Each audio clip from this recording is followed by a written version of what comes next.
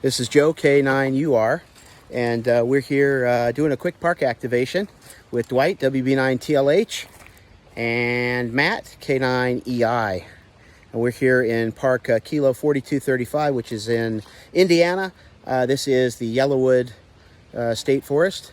And we've got 3 different antennas we're playing around with today. And so I just thought I'd share the different designs, the ease of use of different antennas. So let's start out with the first one, which is a magnetic loop. Okay, hey YouTubers.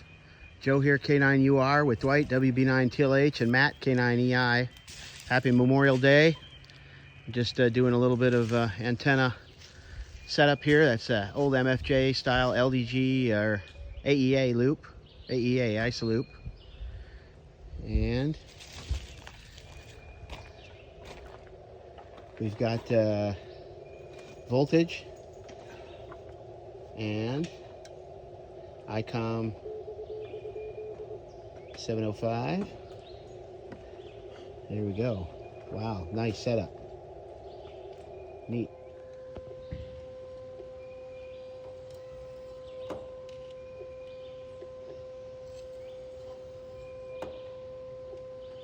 You can hear it when it goes through the resonant. Yeah. The noise comes up.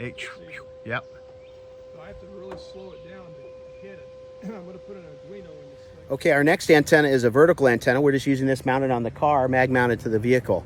And we got the gear set up behind the vehicle. It seems to work fairly well. So let's share with you this setup. I've used this quite often on 20 and 17 meter bands. Okay, here's the setup. That's powered by a Toyota Corolla there. But it's basically just a CB style mag mount antenna. And it's mounted with a homebrew coil. This is actually Lex Bassett's from the 1960s. And then we've got the upper whip that's fully adjustable. That's off an old Ford Falcon. So it's just a cobbled together antenna, nothing very fancy, but it seems to work very effectively. Here, one of the things that I do that's important is make sure you ground everything to the car body. And in this case, I'm using just a big clamp on the coax connector, a flat piece of copper going to the mounting point where I have my VHF UHF antenna, and that gives it adequate ground. Just use an alligator clip. The rig is an ICOM 718 right now, and I'm using a Daiwa antenna tuner and a lithium iron phosphate 36 amp hour battery. And that setup, very simple. You can be very inconspicuous with this kind of a setup. You're not putting wires in trees. You literally set up at a campground here with a chair, and off we go, and we're basically done. So very simple setup, seems to work pretty well. Let's go on to antenna number 3, which is going to be an end-fed half-wave antenna that we've got mounted in the trees. Here's Black Hole Antennas designer, Matt, K9EI. Hello. He's working with the Nano VNA right now, sweeping the PotaPack, which is a 40 meter through 10 meter end-fed antenna. What's unique about it is it includes a length of coax cable, so that you set up, includes a reel that you can reel the antenna into. And it goes up about 66 feet, I guess, but it's got a compensating network in the middle of it, so it gives a really good standing wave ratio on the 20, 15, and 10 meter harmonic bands. It uses a 49-to-1 or a 56-to-1 or a 64-to-1 on, and uses a small compensating capacitor in there as well. All silver-plated material, so ensures good conductivity. So that's it. That's the bottom line. That's what we're using, and typically this will probably work the best because it's the longest.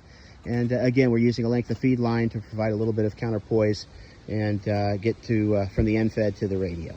All right, so we're going to get on the air now from Kilo 4235 and activate this park. Southern Indiana, QSL? Roger, QSL, you're 5555 Florida, QSL. Okay, thanks for Florida. Have a good holiday weekend, 7-3. This is K9EI for Parks on the Air.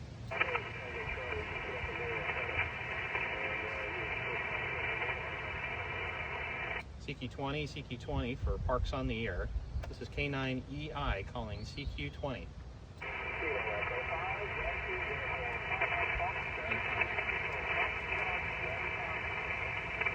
I heard a Kilo Echo 5 Yankee uniform something. Try it again.